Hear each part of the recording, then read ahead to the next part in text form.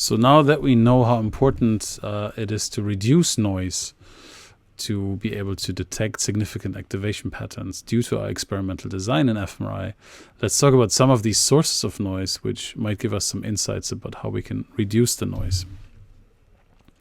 The first type of noise that's important to consider is system and thermal noise. So when we talk about thermal noise, we refer to some of the hardware heating up during the course of a scan.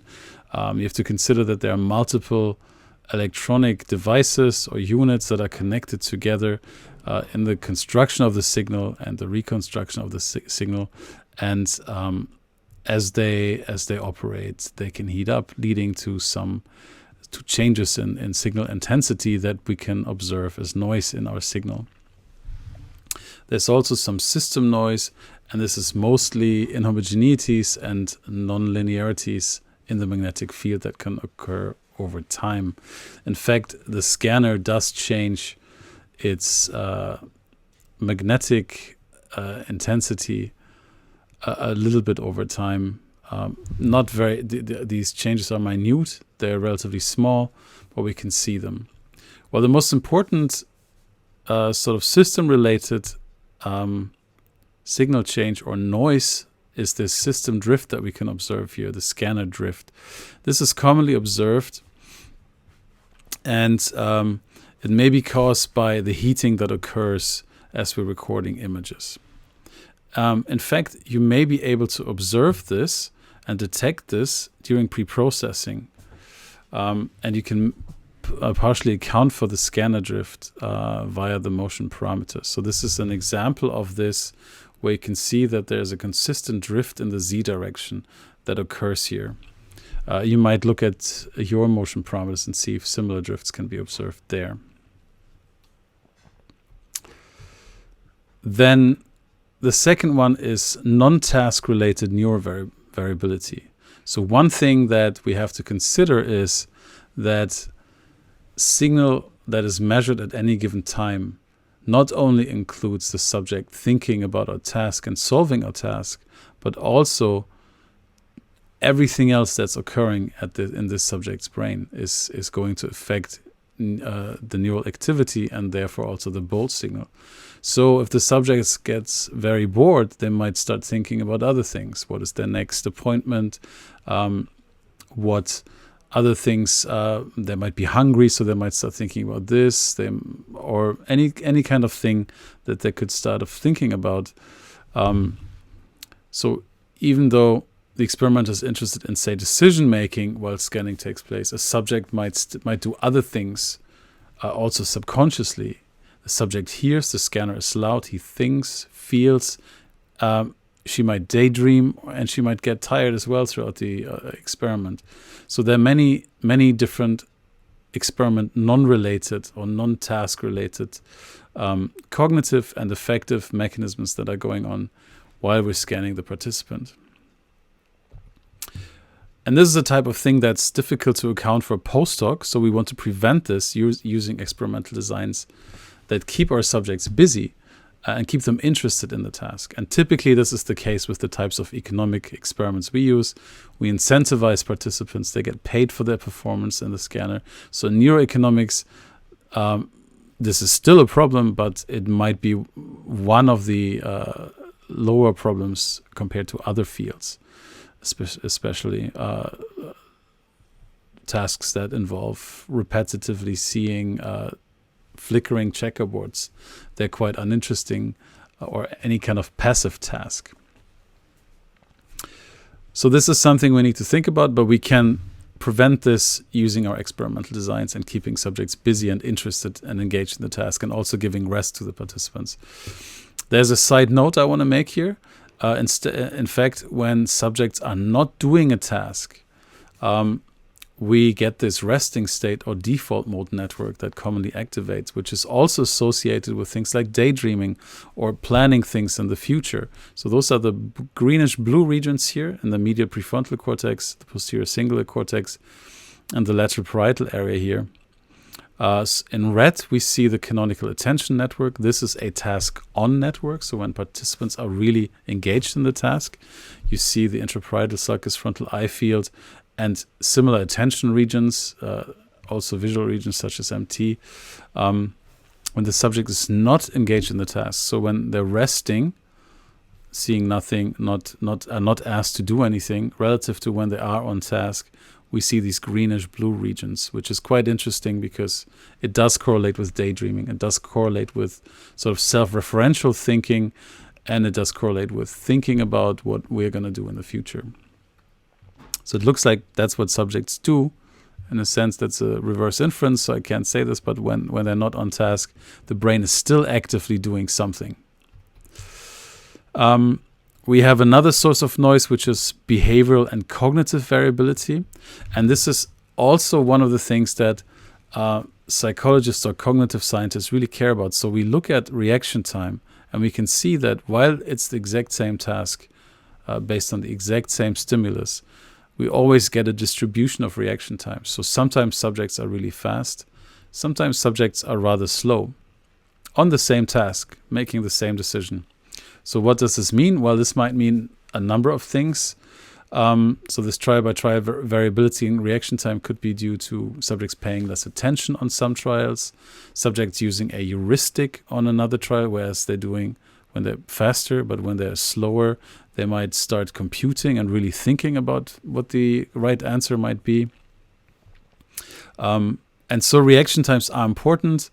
We always consider them. We always look at them.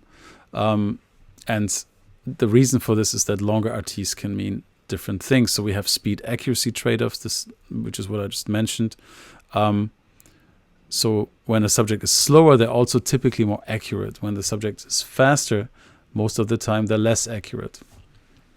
Now, how does this translate to decisions when participants are expressing preferences? Maybe that's not so clear, but when there's a clear correct versus incorrect choice, we know that faster RTs are typically associated with incorrect choices. So if you give them longer time, they will eventually arrive at the correct solution. There may be strategy differences. So faster RTs might be associated with the use of heuristics, whereas longer RTs might be associated with more effortful computations. Could also be due to inattention. Actually, subjects can fall asleep in the scanner, so we have very long reaction times in those cases. Or it could be due to mistakes. So we might make mistakes at the ends of the reaction time distribution.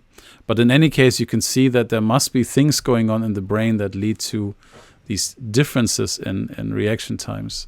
And this is problematic and should be accounted for. And luckily, we can account for this. We can either implicitly or explicitly model the reaction time on every trial. Implicitly by using the length of the boxcar that makes our regressors, using RT to determine the length of the boxcar, which we then use to make our regressors in our fMRI models, and explicitly by adding a regressor that uses RT as a parametric modulator, so a predictor of how long a trial is on a given trial. So we add a simple regressor to control for this, basically. And finally, obviously, there's two sources of noise that we have already talked about. So we have movement, which we control for in our motion correction parameters. So large-scale motion is a problem, but if they're relatively small scale, within the range of 1 to 2 voxel sizes, or 1 to 3 voxel times the voxel size, then we're okay. We can correct this during pre-processing. But when movement is related, so when it's unrelated to the task, then it's fine. We can control for it. When it's related to the task and correlates with the task, then this is obviously a little bit problematic. Because it can lead to signal changes due to the movement. So we use electrical shocks in some of our experiments, and this can cause movement because subjects twitch because they're surprised by the shock. Pressing buttons a lot requires movement, so that would be task-correlated movement, again, which can lead to signal changes related to the movement and not to actually performing the task, and so we don't want this. And movement can also be associated with cognitive demand, so people might start shuffling about a little bit more when it gets more difficult. This is something that has been found in previous studies. And obviously very large movements that are larger than 2 times or 3 times the voxel size require removing the subject in the end. So we lose a subject which was relatively expensive to acquire, and that's something that's relatively sad. So we want to make sure we can control for it as much as possible also in our experimental design, and by keeping the experiment short and giving a lot of time,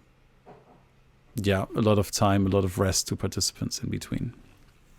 Finally, there is physiological noise, and this leads to these oscillations that we get of the heart and the lungs, but this translates to the brain.